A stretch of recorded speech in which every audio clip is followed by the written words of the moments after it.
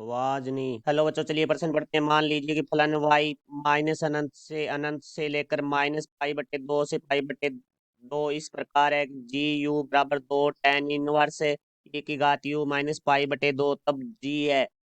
विकल्प number A सम तथा शून्य से अनंत में एक दिष्ट वर्धमान। विकल्प नंबर बी विषम तथा माइनस अनंत से अनंत में एक दिष्ट आसमान।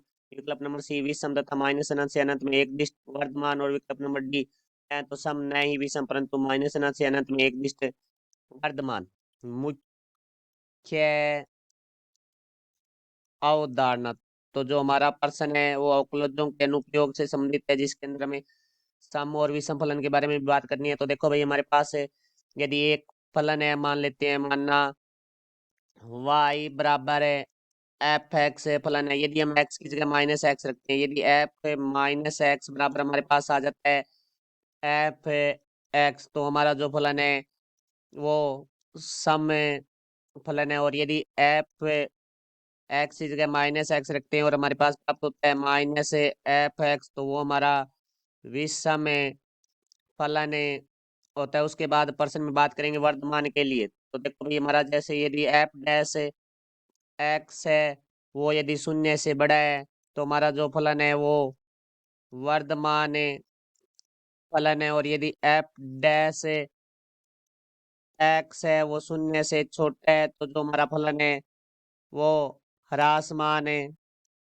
फलन है। तो अब देखो, हम हमारे प्रश्न के बारे में बात करते हैं। तो प्रश्न में हमें जो y है वो परिभाषित है हमारा y माइनस अनंत से अनंत, जो प्रांत है वो माइनस अनंत से अनंत है, से लेकर हमारा जो परिसर है वो हमारा है माइनस पाई बटे दो से पाई बटे दो।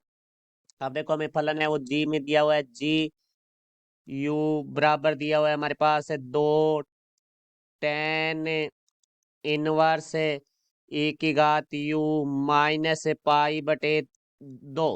सबसे पहले हम जांच करेंगे इसके सम या विषम फलन के लिए। तो देखो भाई, यू की जगह माइनस यू रखेंगे तो जी माइनस यू बराबर आ जाएगा हमारे पास दो टेन इनवर्स e की घात माइनस यू माइनस पाई बटे दो। तो देखो यहाँ से जी माइनस यू बराबर दो टेन इनवर्स e की घात माइनस यू को हम लिख सकते हैं एक बटे e की घात u माइनस पाई बटे दो। चूंकि हम जानते हैं टेन इनवर्स एक बटे एक्स बराबर होता है हमारा कोट इनवर्स एक्स। तो यहाँ से देखो भाई, जी माइनस यू बराबर हमारे पास आ जाएगा दो कोट इनवर्स e की घात u माइनस पाई बटे दो। चूंकि हम जानते हैं कोट इनवर्स एक्स बराबर होता है हमारा पाई बटे दो माइनस टेन इनवर्स एक्स। तो यहाँ से देखो भाई, जी माइनस यू बराबर हमारे पास आ जाएगा दो गुना में इसको कोट इनवर्स e की घात यू को हम लिख सकते हैं पाई बटे दो माइनस टेन इनवर्स e की घात यू माइनस फिर हमारे पास है पाई बटे दो, दो का अंदर गुना करेंगे तो हमारे पास देखो भाई, जी माइनस यू बराबर आ जाएगा पाई माइनस दो टेन इनवर्स e की घात यू माइनस पाई बटे दो।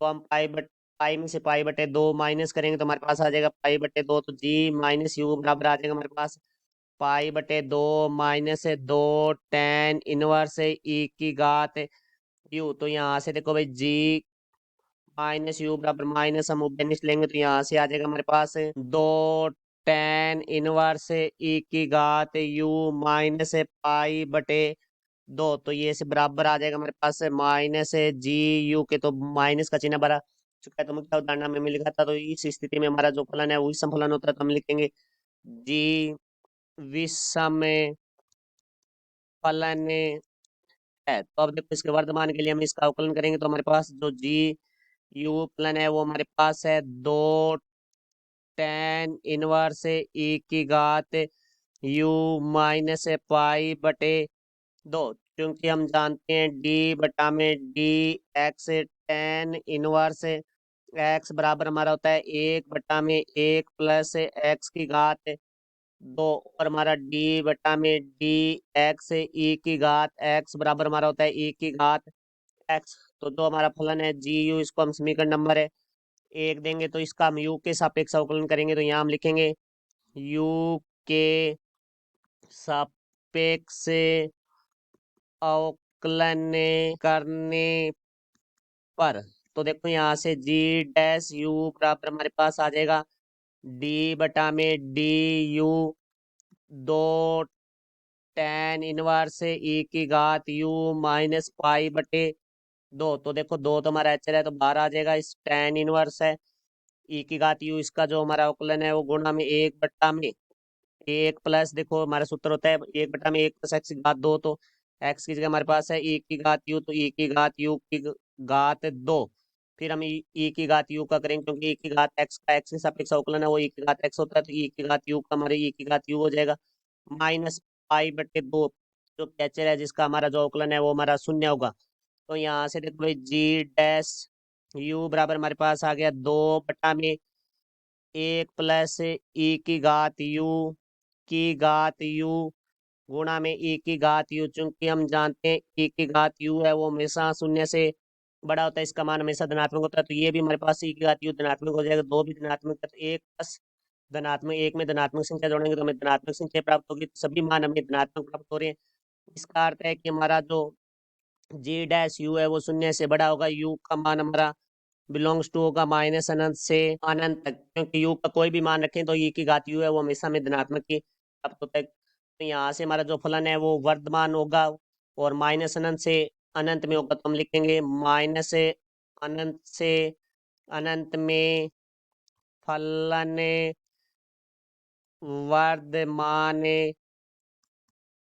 तो अब देखो हम विकल्प देखते हैं कि हमारा कौन सा विकल्प सही है, तो क्योंकि हमारा फलन था वो विषम फलन था, तो हमारा पहला विकल्प नहीं हो सकता क्योंकि इसमें संफलन है, दूसरा भी हमारा विषम है, तीसरा भी विषम है, तो दूसरे फलन विषम तथा माइनस अनंत से अनंत में एक दिष्ट ह्रासमान, जबकि हमारा फलन है वो वर्धमान है, तीसरा विकल्प विषम तथा माइनस अनंत से अनंत में एक दिष्ट वर्धमान, तो हमारा विकल्प नंबर सी है वो सही होगा। ये हमारे प्रश्न का उत्तर हुआ, मैं आशा करता हूँ समझाया होगा। धन्यवाद।